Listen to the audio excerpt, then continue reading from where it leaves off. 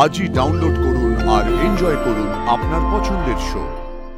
ফুলকিরা যাকে বড় রাজাবাবু বলে দাবি করলো সে এখনো পর্যন্ত এলো না, অথচ একটু পরেই তো হিয়ারিং শুরু হয়ে গেল।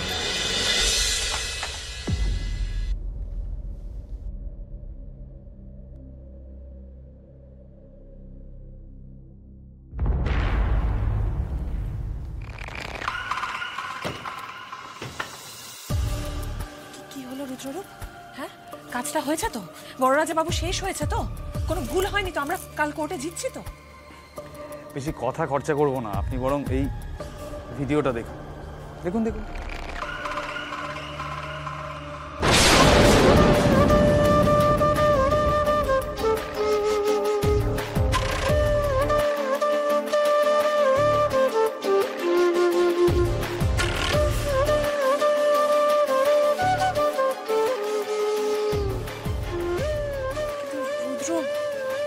মুখ তো কিছু দেখা যাচ্ছে না। এটা বড় রাজাবাবুই তো?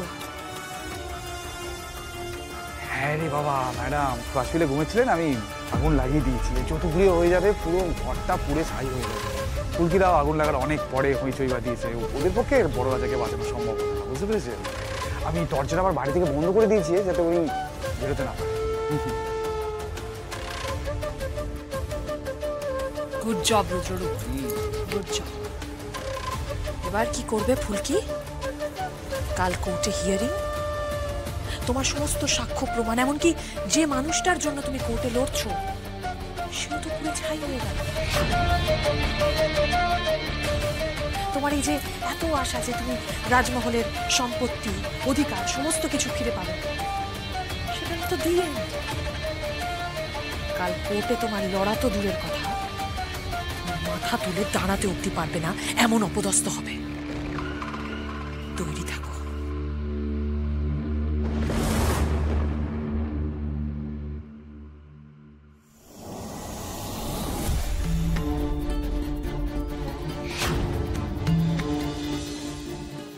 আপনি নিশ্চিন্ত থাকুন ম্যাডাম, এই কেস একদম ধোপে টিকবে না। সওয়াল জবাব শুরু হতে এটা খারিজ করিয়ে দেবো।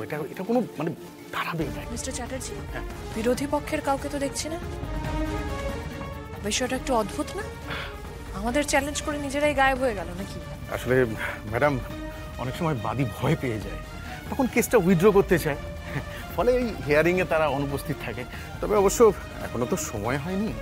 ঠিক আছে, আর একটু অপেক্ষা করে দেখে নিন। তবে আমার সময়ের দাম আছে, আর আদালতেরও সময়ের দাম আছে, কথাটা মাথায় রাখবেন। অবশ্যই ম্যাডাম, অবশ্যই। মানে শুনানি শুরু হলে আমি এই পয়েন্টটা তুলবই, কিন্তু শুনানিটা তো শুরু হতে দিন ম্যাডাম। আচ্ছা, তুমি একটু মাথাটা ঠান্ডা করে বসো।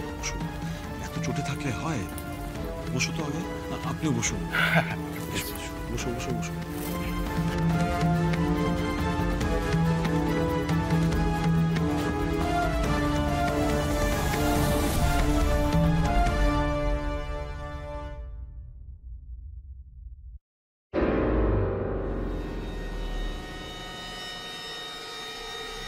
সত্যি তো এটা অদ্ভুত।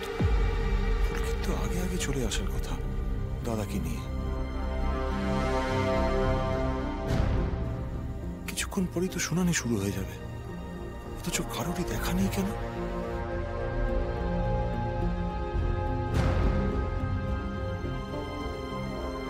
তাই বৌরানীকে একটা ফোন করবি নাকি? তো 23 দেখি বেরিয়ে গেল, কোথায় আছে কি করছে এখন আসছে না কেন? আশ্চর্য তো, কোথায় গেছে, কি করছে, কখন আসবে সেটা জেনে আমি কি করব? মাঝে মাঝে যে তোর মাথায় কি ঘোরে না সেটা আমি বুঝতে পারি।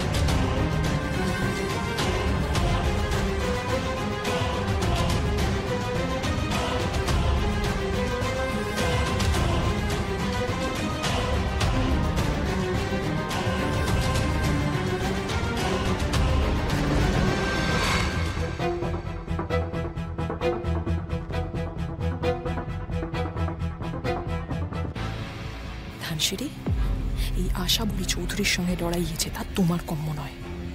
ফুলকিও এখনো পুরোপুরিভাবে বোঝেনি আমার ক্ষমতা। খুব জনগণকে খেপিয়ে তুলে কোর্টে নিয়ে এসেছিলে না? কার জন্য এত সমর্থন? বড় রাজাকে আগে না মারতে পারলেও এবার তো পুড়িয়ে ছাই করে দিতে পেরেছি। কার অধিকারের জন্য লড়বে তুমি এবার?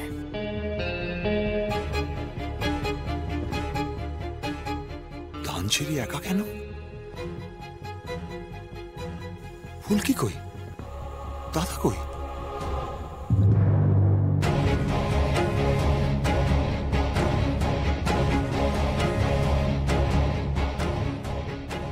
আর আশাকে এত খুশি খুশি কেন দেখাচ্ছে? কিছু করে বসেনি তো? আমার হাত পা বাঁধা এমন ভাবে যে প্রকাশ্যে কিছু বলে উঠতে পারছি না।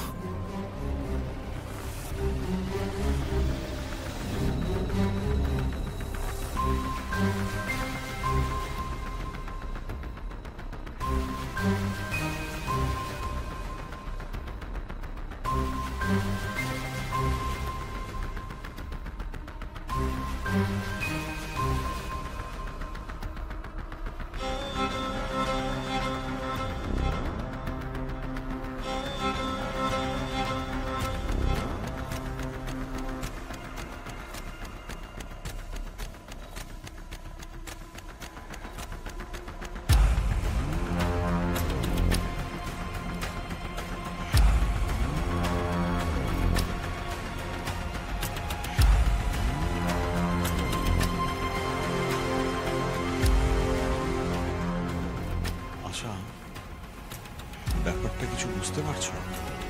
ফুলকিরা যাকে বড় রাজাবু বলে দাবি করলো সেই এখনো পর্যন্ত এলো না, অথচ একটু পরেই তো হিয়ারিং শুরু হয়ে যাবে।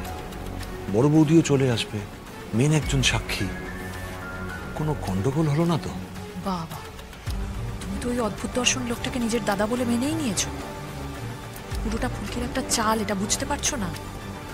আরে না না, মানে আমি বলতে চাইছি যে ফুলকি অত হম্বিতম্বি করলো, করে এখন হিয়ারিং এ এলো না, মানে ব্যাপারটা কিরকম অদ্ভুত লাগছে না?